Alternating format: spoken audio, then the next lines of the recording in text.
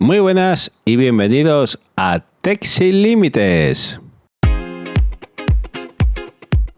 Bueno, ¿cómo está la cosa, eh? Menuda semana de locos que tenemos. En primer lugar voy a hablar del Mundial, porque este domingo se juega la gran final. Jugarán en esa final España y Argentina. ¡Qué locura! Porque la semana ha sido de locos. Entre el enfrentamiento de España con Francia y Argentina con Inglaterra, pues ya está, tenemos final. Así que esperemos que seas del equipo que seas, evidentemente, que gane el mejor, pero yo como buen español, pues que gane España. Bueno, pues estamos ya en el episodio número 26 de la segunda temporada. Yo soy Luis Arias y esto es tu cita semanal con la tecnología contada sin humo, sin titulares, sin clickbait y sin límites. Como cada semana, aquí desde Sevilla, con el micro encendido y con una semana que ha sido, os lo digo ya, de entrada, y no solamente por el Mundial, insisto, sino ha sido una auténtica bomba de relojería, porque esta semana no hablamos de rumores menores, ni de actualizaciones de trámite. Esta semana hablamos de guerra abierta entre dos de las empresas más poderosas del planeta. Estamos hablando de Apple y OpenAI, así, tal cual. La empresa del iPhone contra la empresa de ChatGPT.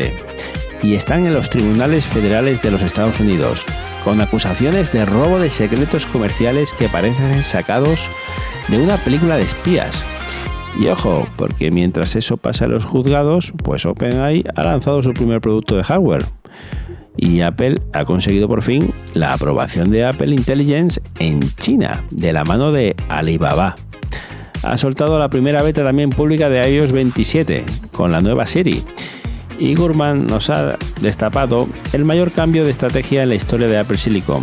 Y Google, para rematar la semana, pues lanza el mismo Gemini 3.5 Pro. Casi nada.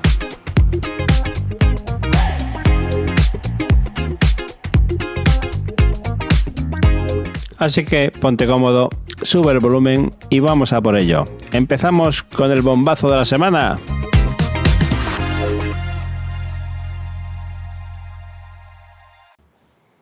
Viernes 10 de julio, Tribunal Federal del Distrito Norte de California.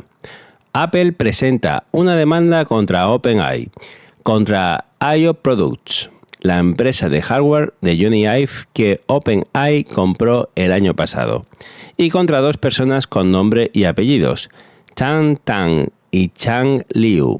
El motivo, robo de secretos comerciales, y no un robo cualquiera.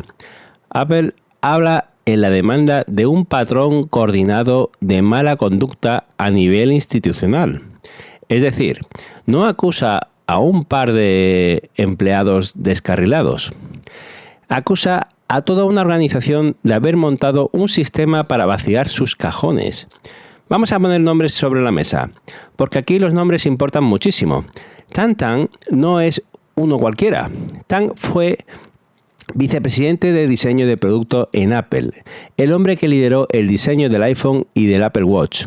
Se marchó de Apple en febrero de 2024 para irse con Jony Ive. Primero a ese startup que tenía este hombre en modo sigiloso, que luego supimos que era IO. Y hoy es nada menos que el jefe de hardware de OpenAI. El Chief Hardware Office y bueno, fue un puesto importante. Y Chang Liu era ingeniero eléctrico senior de sistemas, 8 años en Apple, que se marchó a OpenAI en enero de este mismo año 2026. ¿Y qué dice exactamente la demanda? Pues agarraros, porque el nivel de detalle es de tráiler corporativo. Apple acusa a Chang Liu de haber accedido de forma subrepticia, es la palabra que usan los abogados, a docenas de archivos confidenciales de hardware, información detallada sobre productos sin lanzar, presentaciones de ingeniería, especificaciones técnicas, datos de proyectos propietarios. Y hay más. Según la demanda, Liu llegó a llevarse un portátil de Apple, un portátil físico de la empresa. Estamos hablando de más de 1000 páginas de documentos internos, archivos CAD y prototipos que, según Apple, acabaron alimentando el desarrollo de hardware de OpenAI. Pero lo de Tan Tan, si es cierto lo que cuenta Apple, es todavía más gordo, porque Apple asegura que Tan ha dirigido personalmente un sistema de reclutamiento diseñado para extraer información confidencial. ¿Cómo? Pues según la demanda, pidiendo a candidatos que todavía trabajaban en Apple que llevaran piezas reales, componentes físicos de Apple, a sus entrevistas de trabajo en OpenAI, para hacer sesiones de enseñar y contar. Show and tell, lo llaman en la demanda.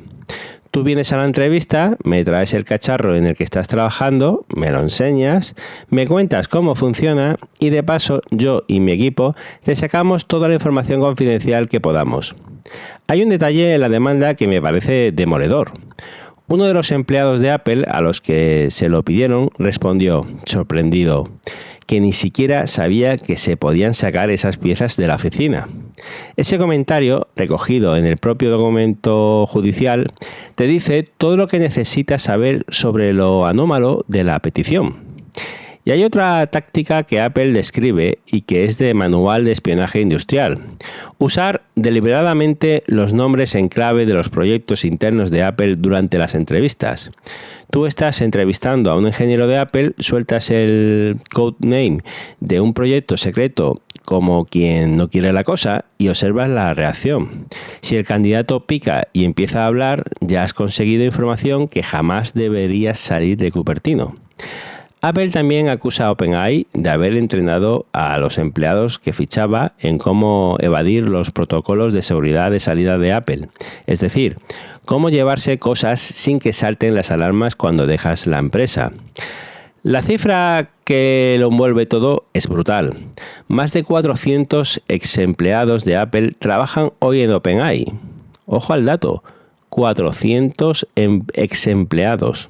Ya. De equipos como el del iPhone, también se fueron, de los AirPods, de los chips de la serie M y el del difunto proyecto del coche autónomo, ¿os acordáis? Apple usa ese número en la demanda para dibujar la escala del problema y añade una frase que ya es historia de los litigios tecnológicos. Dice que el negocio de hardware de OpenAI está podrido hasta la médula. Rotten to its core es en el original por su dependencia ilegal de secretos comerciales apropiados indebidamente. Que Apple, la empresa más valiosa del mundo, escriba eso en un documento judicial sobre su antiguo socio de inteligencia artificial no tiene precedentes. Porque ese otro ángulo que no podemos perder de vista, el de Apple y OpenAI, son socios, en ChatGPT está integrado en Apple Intelligence desde hace ya 2 años. Y Apple de momento no ha aclarado si esta demanda afecta a esa alianza. Imaginaos la escena de te demando por ladrón por la mañana y por la tarde tu chatbot sigue respondiendo preguntas dentro de mi Siri. Así de retorcida es la relación entre estas dos compañías ahora mismo. ¿Y qué dice OpenAI? Pues de momento muy poquito. Su respuesta oficial ha sido que no tienen ningún interés en los secretos comerciales de otras empresas y que siguen centrados en construir tecnología innovadora. Apple, por su parte, sostiene que contactó con OpenAI en febrero para trasladarle sus preocupaciones y que OpenAI nunca respondió.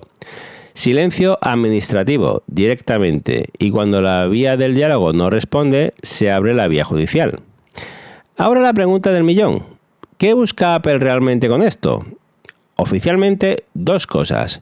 Una indemnización por daños y una orden judicial que impida a OpenAI seguir usando cualquier información robada. Pero leamos entre líneas. OpenAI está construyendo con Jony Ive al frente un dispositivo de inteligencia artificial de consumo que podría entrar en producción en masa tan pronto como la primera mitad de 2027. Un dispositivo diseñado por el hombre que diseñó el iPhone, con el jefe de hardware que lideró el diseño del iPhone y con cientos de ingenieros que hicieron el iPhone. Si yo soy Apple, eso es una empresa rival. Es un espejo de mi propio equipo, apuntándome a la cabeza. Una orden judicial que congele el uso de esa información puede retrasar ese dispositivo meses o años. Y en esta industria, el tiempo es la ventaja competitiva más valiosa que existe. Mi opinión os la doy clara. Aquí hay dos verdades que conviven. La primera es que ficharse a la gente de la competencia es legal, legítimo y tan viejo como Silicon Valley. Los 400 fichajes por sí solos no son un delito.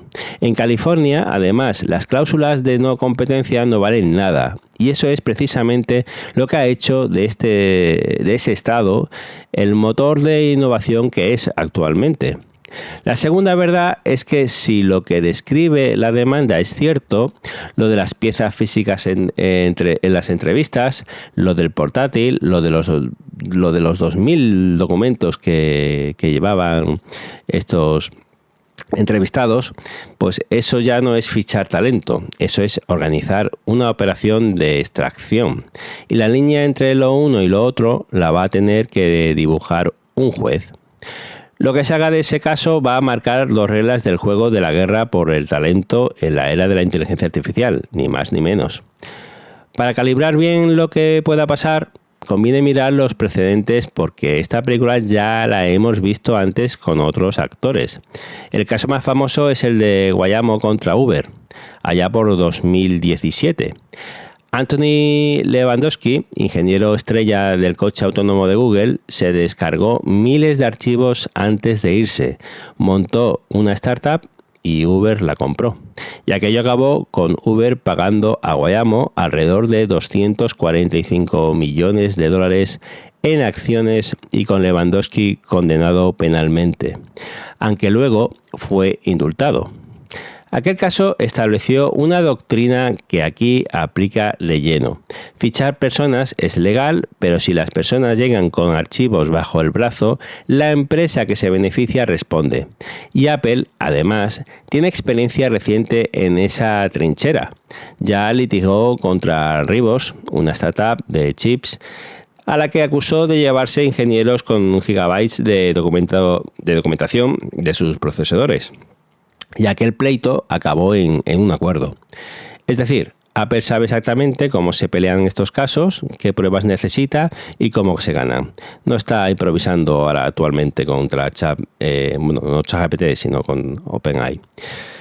También conviene entender la base legal, porque explica la estrategia.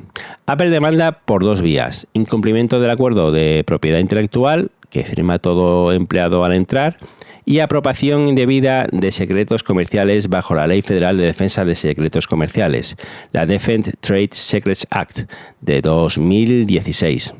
Esa ley federal es potente porque permite pedir medidas cautelares rápidas, y ahí está la clave táctica. Si Apple consigue que un juez ordene a OpenAI dejar de usar cualquier material derivado de esos documentos mientras dura el juicio, el desarrollo del dispositivo de AI queda tocado, aunque el juicio tarde años en resolverse. La cautelar es la bala real. La indemnización es casi lo de menos para una empresa que factura lo que factura actualmente Apple. Y mientras tanto, puertas adentro, Apple está apagando el incendio con dinero.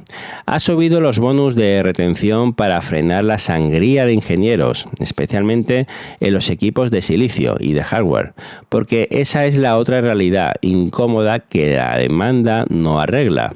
Si 400 personas se te han ido a la competencia, el problema no es solo que la competencia recluta agresivo, es que algo en tu propuesta, en tu proyecto o en tu ambición ha dejado de retener al mejor talento. Los tribunales pueden parar documentos, no pueden parar el entusiasmo de un ingeniero por irse a construir algo nuevo. Y no olvidemos el elefante en la habitación, Jony Ive, el diseñador más legendario de la historia de Apple. No está nombrado como demandado, pero I.O., la empresa que él cofundó y que OpenAI compró por $6.500 millones, sí, lo está.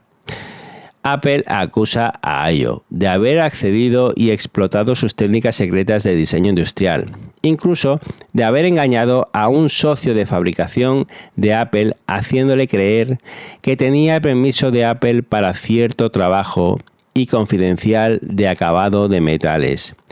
Ive no está en el banquillo, pero su criatura sí, y el simbolismo de eso, para cualquiera que conozca la historia de Apple, es tremendo.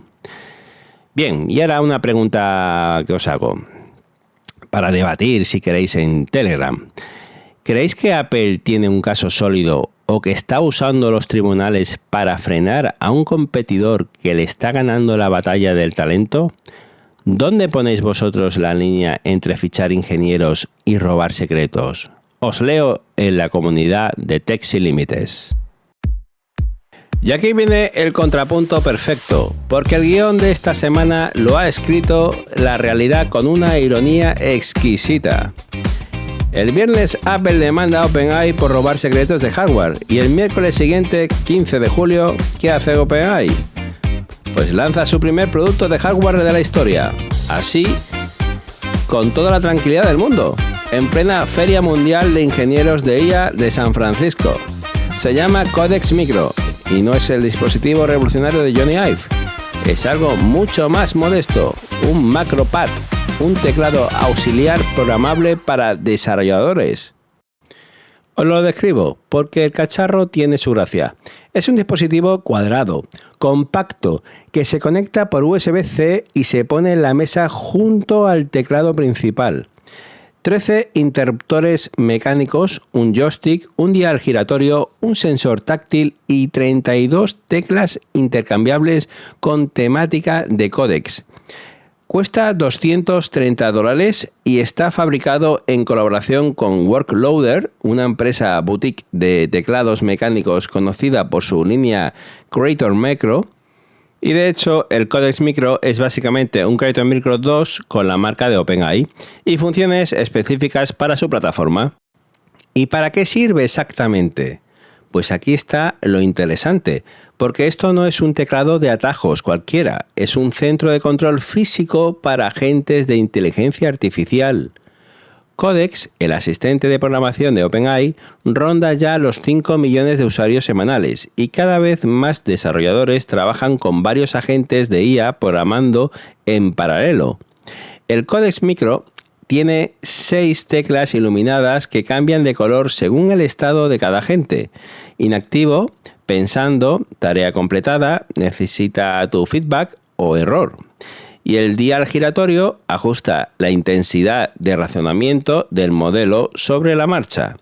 Es decir, giras una rueda física para decirle a la inteligencia artificial cuándo quieres que piense. Si me llegan a contar esto hace 5 años, pues no me lo creo. Pensad en lo que esto significa como concepto. Estamos empezando a necesitar interfaces físicas para supervisar trabajadores digitales que no podemos ver. Es el Stream Deck de la era de los agentes.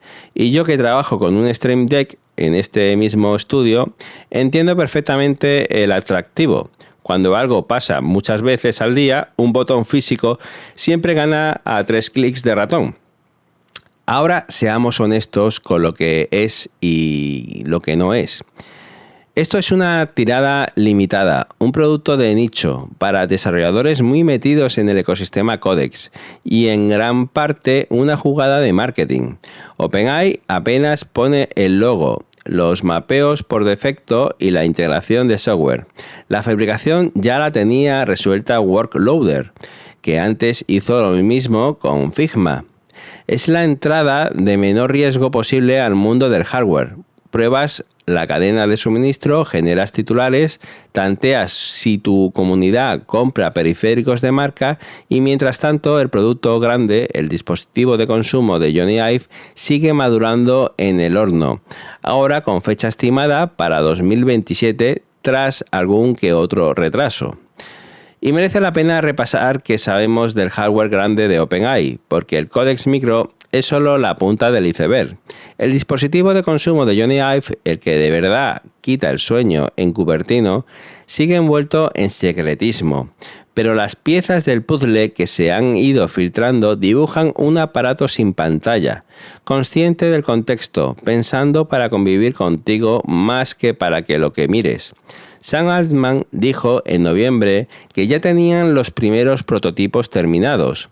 El calendario ha bailado, se apuntó a finales de 2026 Luego el Financial Times contó que había obstáculos técnicos y de diseño, y ahora la fecha que se maneja es la primera mitad o principios de 2027, con producción en masa preparándose para entonces. Y en paralelo, The Information ha hablado de un altavoz inteligente estilo HomePod, y Ming Chi Kuo llegó a informar de un smartphone propio de OpenAI, en desarrollo con horizonte de 2028. Es decir, la ambición no es un gadget, es un ecosistema de hardware completo. Con razón, Apple está tan nerviosa. Fijaos además en el patrón histórico, porque las empresas de software que entran en hardware siempre empiezan así, con un producto pequeño que parece anecdótico. Google empezó vendiendo el Chromecast de $35 antes de los Pixel. Microsoft hizo ratones y teclados durante las décadas antes de los Surface, ¿sí? El primer hardware no es el más importante. No lo es. Es el que te enseña a fabricar, a distribuir, a dar soporte, a gestionar inventario.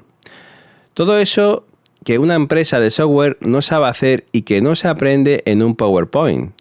El Codex Micro, visto así, es el parvulario del hardware de OpenAI, y las lecciones que aprenda con este teclado de nicho las aplicará al dispositivo seguramente de Jony Ive.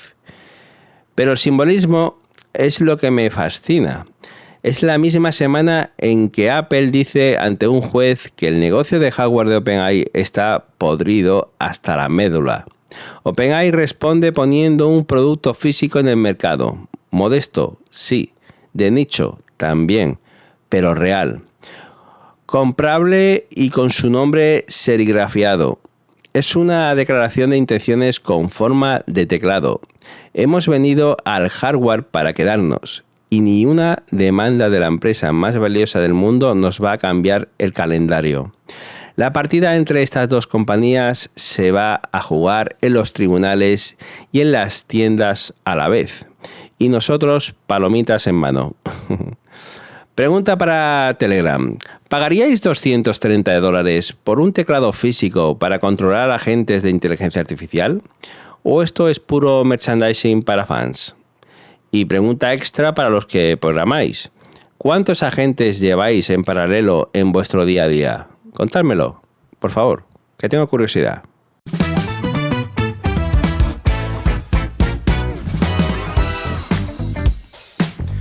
Bueno, pues cambiamos de tercio, pero no de protagonista, porque Apple ha tenido una semana frenética también en el terreno del software.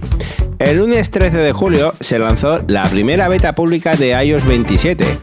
Y esto, amigos, es de esas noticias que podéis tocar con las manos hoy mismo, porque la beta pública es gratuita y está disponible para cualquiera con un iPhone 11 o posterior.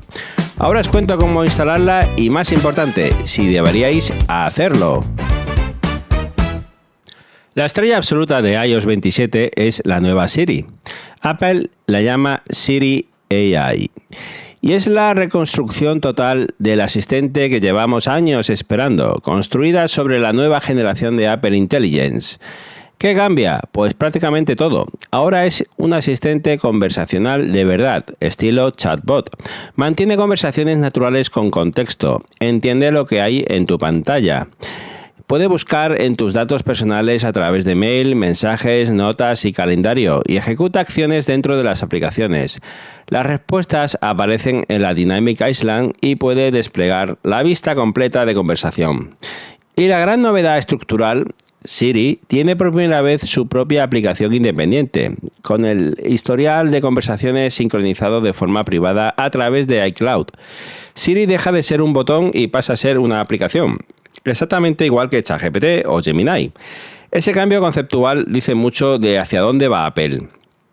Hay más cosas jugosas. Integración con la cámara mediante un módulo de inteligencia visual que convierte códigos de barras en bases de wallet o importa eventos desde un cartel que tú fotografíes. Edición de fotos con IA, limpiar elementos, extender imágenes y una herramienta que te reencuadre, que ajusta la perspectiva de la foto, eso también lo vimos en la presentación de la WWDC. Safari organiza las pestañas automáticamente, eso también está muy bien. La app Contraseñas estrena una función agéntica que escanea tus contraseñas comprometidas y se ofrece a cambiarlas por ti automáticamente. Y Apple presume de rendimiento en sus apps, que abren hasta un 30% más rápido. Fotos que aparecen hasta un 70% más rápido y AirDrop hasta un 80% más veloz. Además, el famoso Liquid Glass del año pasado, que ahora incorpora un deslizador para ajustar la transparencia del efecto desde cristal puro hasta tinta sólida, para los que se quejaban de la legibilidad. Capítulo aparte merece el paquete de seguridad infantil, porque Apple ha hecho aquí un esfuerzo serio. Tiempo de uso se rediseña por completo, panel de actividad más claro para los padres, límites de tiempo por categorías como juegos, entretenimiento o redes sociales, y horarios diferenciados para días de colegio, tardes y fines de semana. Llega a preguntar para navegar, que extiende el modelo de pedir permiso para comprar o la navegación web. El niño solicita permiso antes de entrar en ciertas webs o antes de contactar con alguien de nuevo. Y la seguridad en la comunicación, que ya detectaba y difuminaba desnudos, ahora interviene también ante contenido violento o gore. Incluso han trabajado con la Academia Americana de Pediatría para definir límites de tiempo por defecto. Como siempre, hay letra pequeña. La experiencia completa requiere que todos los dispositivos en familia estén en la generación 27, eso sí. Ahora las advertencias de rigor, que para eso estamos. Primero, es una beta y las betas tienen bugs, consumen más batería y rompen aplicaciones de terceros. Haced copia de seguridad antes de instalar nada y si tenéis un dispositivo secundario, usadlo porque volver a iOS 26 puede exigir borrar el iPhone entero. Se instala apuntándose gratis al programa de beta pública de Apple y activándolo en ajustes, en actualización de software.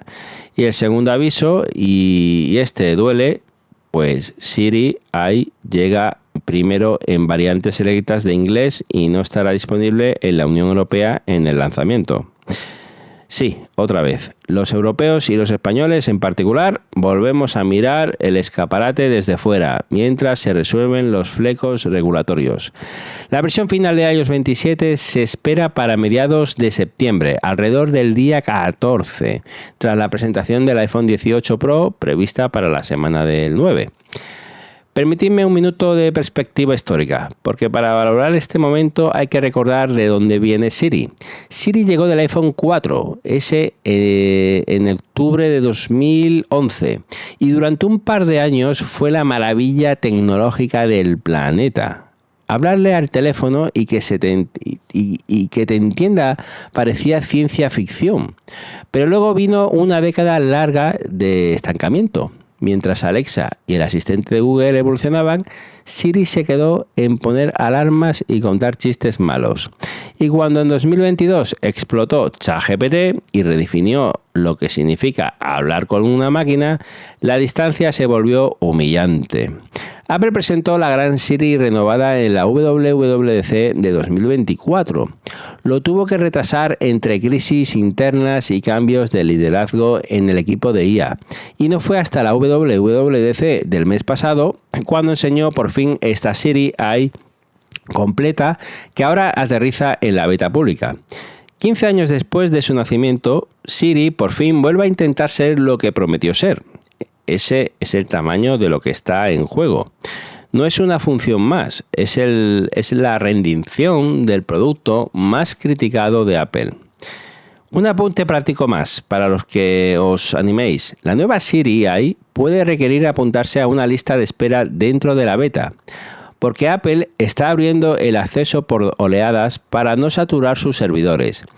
Y algunas de las funciones más avanzadas piden los iPhone insignia más recientes por pura potencia de cálculo. O sea, que instalar la beta no garantiza probar la Siri nueva el primer día. Avisados quedáis, que luego vienen los lamentos. Mi valoración. Pues Gurman ha descrito esta versión como un lanzamiento estilo Snow Leopard, centrado en fiabilidad más que en amontonar funciones, y creo que es exactamente lo que iOS necesitaba. Pero la pregunta de fondo sigue abierta. ¿Cierra por fin Siri la brecha con ChatGPT y con Gemini? Sobre el papel, la jugada de Apple es la integración profunda. Tu asistente conoce tu correo, tus mensajes, tu calendario y tu pantalla, algo que con chatbot externo no puede igualar con esa naturalidad. Si la ejecución acompaña, y ese sí es el grande porque Siri viene de 2 años de promesas incumplidas, Apple tiene por fin un producto competitivo. Yo voy a instalar la beta en un dispositivo de pruebas. Tengo un iPad mini por ahí de 6ª generación y ahí es donde lo veo. Y seguimos con Apple, porque la segunda gran noticia de este bloque es la de las que se estudiarán en las escuelas de negocio. El miércoles 15 de julio, la Administración de Ciberespacio de China, el regulador de Internet del país, aprobó oficialmente Apple Intelligence para su despliegue en China.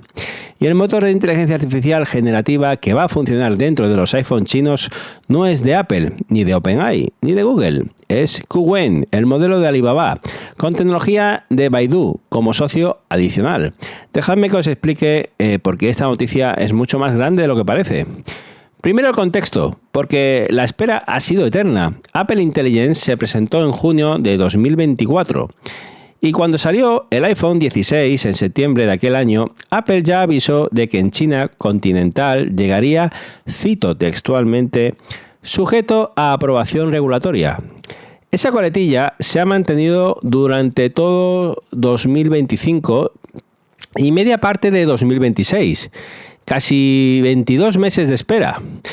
22 meses en los que los usuarios chinos compraban el mismo iPhone que todo el mundo.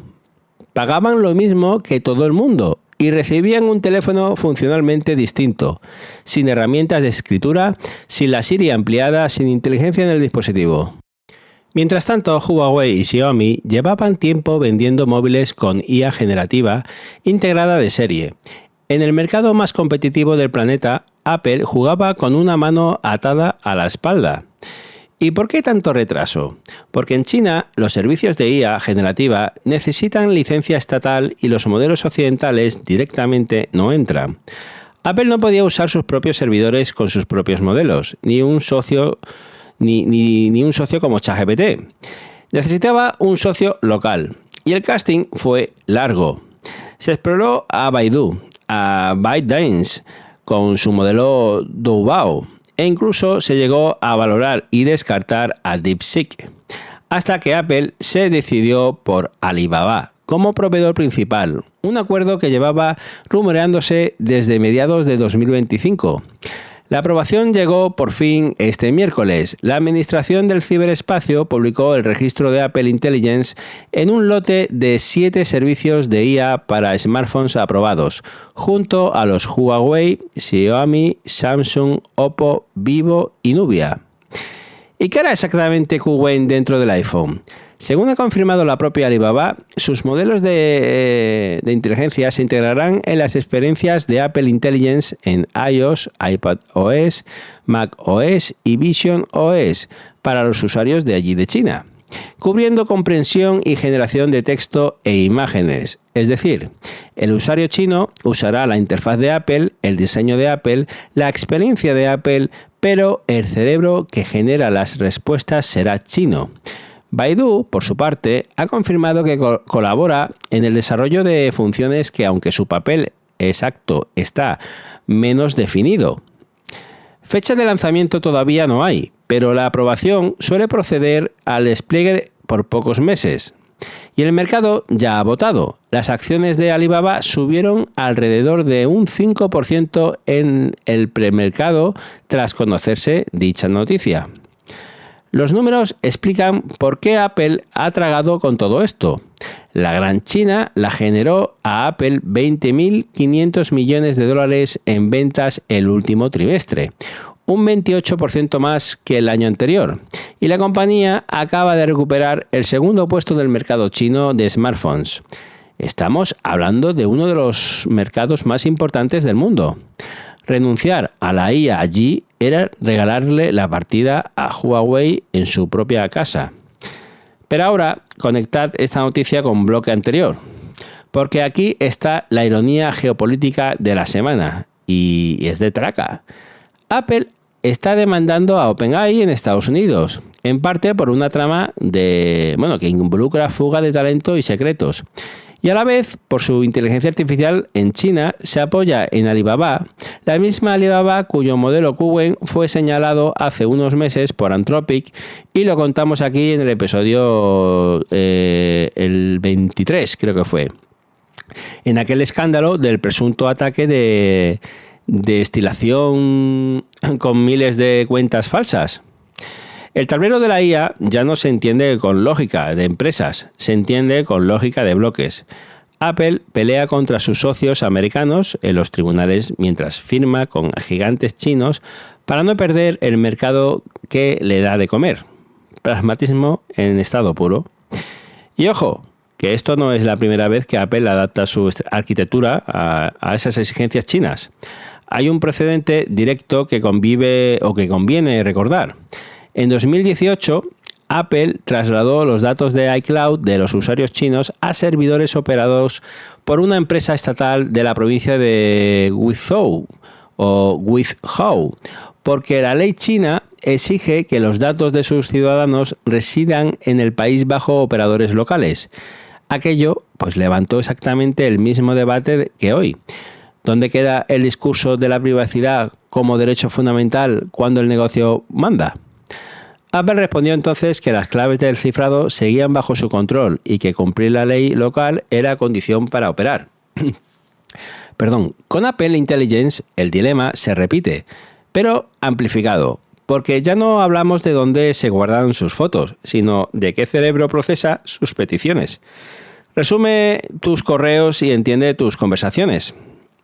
Apple tendrá que explicar con mucho detalle que viaja a los servidores de Alibaba, que se queda en el dispositivo y qué garantías reales existen.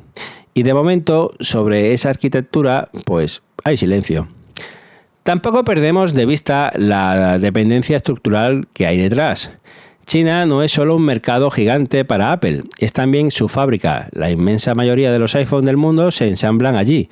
Y aunque Apple lleva años diversificando hacia India y Vietnam, el grueso de su cadena de suministro sigue siendo chino. Cuando tu segundo mercado y tu primera fábrica son del mismo país, tu margen para plantearte ante el regulador es, siendo generosos, limitado. Tim Cook lleva una década haciendo equilibrios diplomáticos entre Washington y Pekín, precisamente por esto, y el acuerdo con Alibaba es un capítulo más de ese funambulismo, ceder el cerebro de la IA para proteger el cuerpo entero del negocio.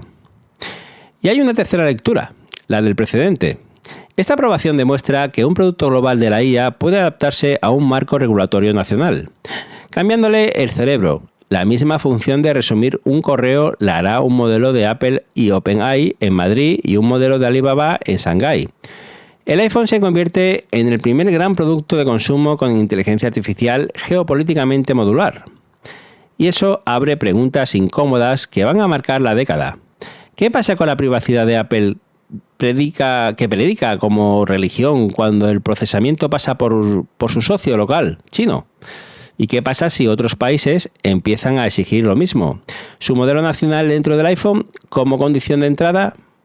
Lo que Apple ha firmado por necesidad puede acabar siendo la norma para toda la industria. Queda además una incógnita técnica de primer orden que nadie ha aclarado. ¿Qué pasa con Private Cloud Compute? Recordar que la gran bandera de Apple Intelligence en Occidente es esa arquitectura de nube privada en la que las peticiones que no caben en el dispositivo se procesan en servidores de silicio propio de Apple, con cifrado de extremo a extremo y con la promesa verificable de que ni la propia Apple puede leer tus datos. ¿existe algo equivalente cuando el modelo es Kuwen y los servidores están en China bajo operadores chinos? ¿Se procesará todo lo posible en el dispositivo y solo lo imprescindible en la nube de Alibaba? Apple no ha dicho ni una palabra, y esa diferencia no es un matiz técnico. Si Apple Intelligence en China no ofrece las mismas garantías que lo es en el resto del mundo, lo mismo exigible es transparencia, y me temo que no lo hará. Y el contexto político en Estados Unidos añade todavía más picante, porque este acuerdo llega en el peor momento posible desde el punto de vista de Washington. En el Congreso americano hay legisladores estudiando propuestas para restringir que empresas estadounidenses dependan de tecnología de inteligencia artificial china. Y el clima general es de desacople tecnológico entre las dos potencias. Que la empresa más valiosa de América anuncie que el cerebro de su asistente en China será un modelo de Alibaba, justo cuando la propia Alibaba acaba de vetar a sus empleados las herramientas de Anthropic, escáner de audiencia parlamentaria. Para Alibaba, en cambio, esto es la validación definitiva. Kuwen pasa de ser un modelo respetado en los rankings a ser el motor de IA del producto de consumo más icónico del planeta en el mercado más grande del planeta. Pocas compañías o campañas de marketing pueden comprar eso. Y pregunta para Telegram, ¿os parece un movimiento pragmático, inevitable o una cesión peligrosa? ¿Compraríais un teléfono cuya inteligencia artificial funciona con un modelo distinto según el país donde vivas? Quiero leer tus opiniones, que este tema pues da para un buen lío largo. Y seguimos en Cupertino, porque Mark Gurman ha soltado en su boletín Power On de Bloomberg la que probablemente sea la mayor sacudida a la hoja de ruta de Apple Silicon desde que existe Apple Silicon. Escucha bien, Apple va a lanzar un chip M6 básico, pero se va a saltar por completo los M6 Pro, los M6 Max y los M6 Ultra. Por primera vez en la historia de sus chips para Mac, no habrá variantes de gama alta de una generación. De los M5 Pro y Max se saltará directamente a la familia M7. Y el motivo tiene dos letras: IA.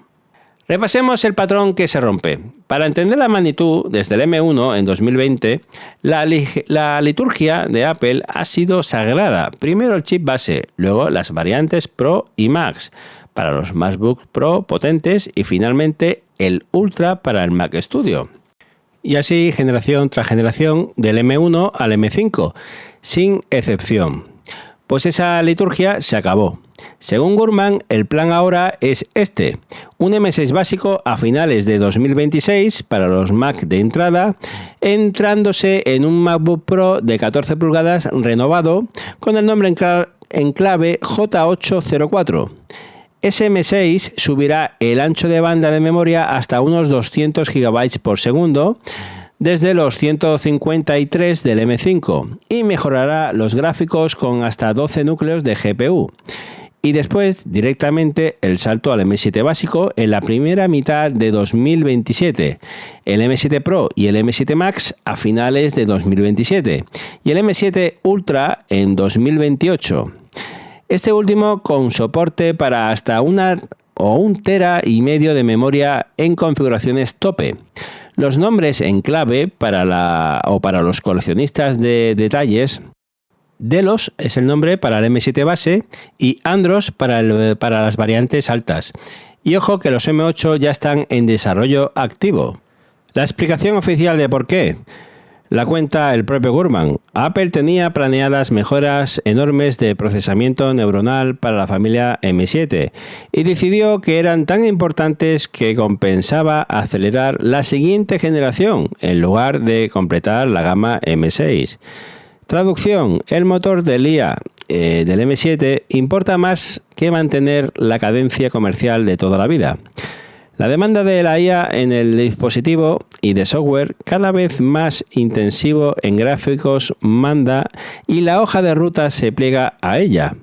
Es la señal más clara hasta la fecha de que Apple ha reorganizado hasta su silicio, su joya de la corona, alrededor de la inteligencia artificial. Pero cuidado, que esta decisión tiene una víctima, y es el usuario profesional. Haced la cuenta conmigo. Los chips Pro y Max de Apple han llegado históricamente con 10 o 17 meses de separación entre generaciones. Del M5 Pro Max del M5 Pro al Pro Max, que salieron en marzo de este año, hasta los M7 Pro Max de finales de 2027. Van a pasar unos 20 meses. Es el mayor parón de la gama alta en toda la era de Apple Silicon. Si vives de editar vídeo, de la ingeniería o del machine learning, vas a estar comprando el mismo chip tope de gama durante casi 2 años. Eso sí, los del Mac Studio les queda un premio de consolación curioso. Gurman sigue esperando un M5 Ultra este mismo año, lo que significa que la generación M5 va a durar más tiempo en lo alto de toda la generación que a lo mejor el M6. Ironías del silicio. Mi lectura personal, pues entiendo la lógica y me parece la decisión correcta, pero que nadie se lleve un engaño sobre lo que significa. Apple lleva 2 años recibiendo palos por llegar tarde a la IA y esta es su respuesta estructural. Sacrificar la previsibilidad de su cadencia de chips, que era casi un reloj suizo, para adelantar el hardware neuronal que necesitan la nueva Siri y todo lo que vimos en el bloque anterior. La estrategia de software y la de silicio por fin apuntan en la misma dirección. El coste lo paga el profesional que esperaba su renovación anual y el mensaje a la industria es nítido. Hasta la empresa más disciplinada del mundo en ciclos de producto está dispuesta a romperlos por la inteligencia artificial. Si eso nos da la medida del momento que vivimos, pues no sé qué os la dará. Y para los que tenéis un Mac con chip Pro o Max, os voy a hacer una pregunta. ¿Os compensa esperar 20 meses al M7 o caeréis en el MacBook Pro táctil con M5? Y la pregunta filosófica. ¿Pantalla táctil en un Mac, sí o no? Que sé que ahí hay guerra. Os leo en Telegram. Bueno, pues vamos a cerrar el episodio de hoy con la última noticia y ya no va a ser de Apple, sino de Google. Porque hoy, 17 de julio, el día en el que estoy grabando este episodio, Google lanza Gemini 3.5 Pro, uno de los modelos de inteligencia artificial más esperados del año. Y la historia de cómo ha llegado hasta aquí es casi tan interesante como el modelo en sí. Empecemos por las 2 cifras del titular. La primera, una ventana de contexto de más de 2 millones de tokens. Para que nos entendamos, la ventana de contexto es la cantidad de información que el modelo puede tener en la cabeza a la vez. Y 2 millones de tokens duplica el millón de Gemini 2.5 Pro. Y se coloca en lo más alto de cualquier modelo en producción. En la práctica significa que puedes meterle una base de código entera, un libro completo o un año de conversaciones de soporte en una sola consulta, sin trocear nada. La segunda cifra es un nombre, DeepThink, un modo de razonamiento profundo que dedica más recursos de computación a pensar antes de responder. Tú le das un problema complejo y el modelo lo descompone en subtareas, resuelve cada una y sintetiza el resultado. Eso sí, con matiz importante, DeepThink queda reservado para el escalón de suscripción Ultra, el más caro de Google, que ronda los $250 al mes. La potencia máxima solo para quien pague el peaje máximo. Ahora la trastienda, que es donde está la chicha. Este modelo tenía que haber salido en junio y no salió. ¿Por qué? Porque según múltiples informaciones, Google DeepMind desechó el modelo base original y lo reconstruyó desde cero. Los ingenieros habrían encontrado fallos estructurales en cosas como el encadenamiento recursivo de herramientas, es decir, la capacidad del modelo de usar una herramienta tras otra de forma fiable, y decidieron que era más barato rehacer los cimientos que parchear después del lanzamiento. Cuando una empresa del tamaño de Google tira a la basura meses de preentrenamiento, que es carísimo, y vuelve a empezar, te estás diciendo que la presión competitiva es tan bestial que ya no puede permitirse lanzar nada a medias. Y es que el calendario lo dice todo. GPT 5.6 y Grok 4.5 se lanzaron el 9 de julio. DeepSeek V4 sale de preview el 24. Y Google mete Gemini 3.5 Pro justo en medio, el 17, coincidiendo además con la Conferencia Mundial de IA de Shanghái. Los lanzamientos frontera ya no se espacian por trimestres, se pisan los talones por semanas. Y en esa carrera también corre Cloud de Anthropic, que sigue siendo la referencia en programación para muchos desarrolladores. La era en la que un modelo reinaba tranquilo un año entero se ha terminado ahora. Corona cambia de cabeza cada mes y quien decide no es marketing, son los Bellmans independientes que llegan a los pocos días. Dos cautelas antes de que os venga arriba el hype, porque para eso está este podcast. Primera, una cosa es aceptar 2 millones de tokens y otra razonar bien sobre ellos. Los Gemini anteriores mostraban degradación en pruebas independientes cuando pasabas de unos cientos de miles de tokens. Así que la pregunta no es cuándo cabe o cuánto cabe, sino cuánto recuerda bien. Y segunda, parte de las especificaciones ha circulado por filtraciones y canales de preview empresarial antes que por documentación oficial.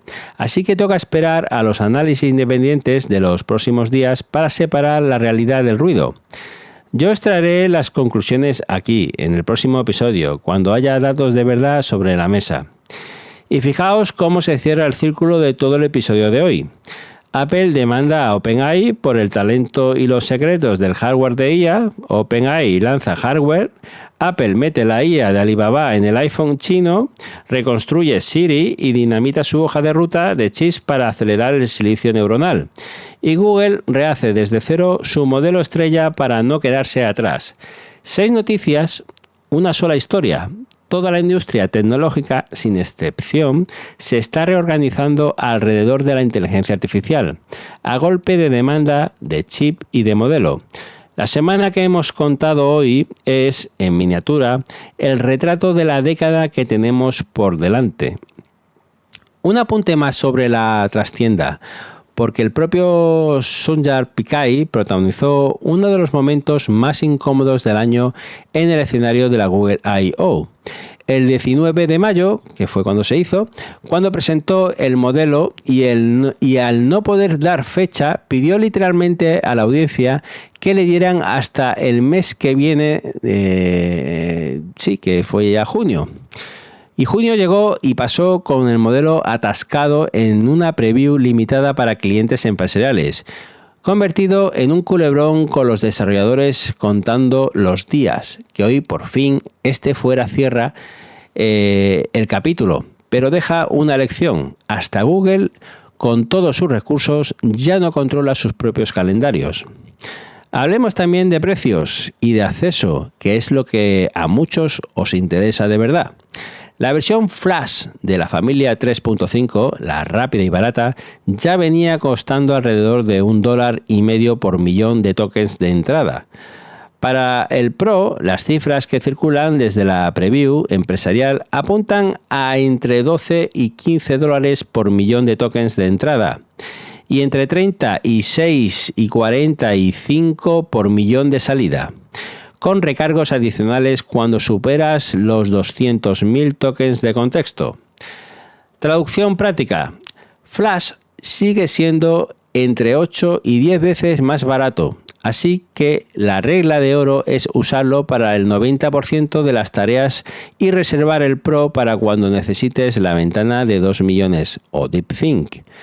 Y para el usuario de a pie, el Pro queda detrás de la suscripción de pago, sin nivel gratuito a la vista. En el posicionamiento interno, además, este Pro absorbe los casos de uso antes de que Google reservaba a su escalón Ultra. El razonamiento más duro, el trabajo multimodal, profundo y el contexto larguísimo. La gama se simplifica, el precio se estratifica. Última pregunta para el día de hoy. Y le quiero por favor que me escribáis en Telegram. Con GPT 5.6, Grok 4.5 y Gemini 3.5 Pro y Cloud en Liza, ¿cuál es vuestro modelo de cabecera ahora mismo y para qué lo usáis cada uno? Montamos un ranking de la comunidad con vuestras respuestas.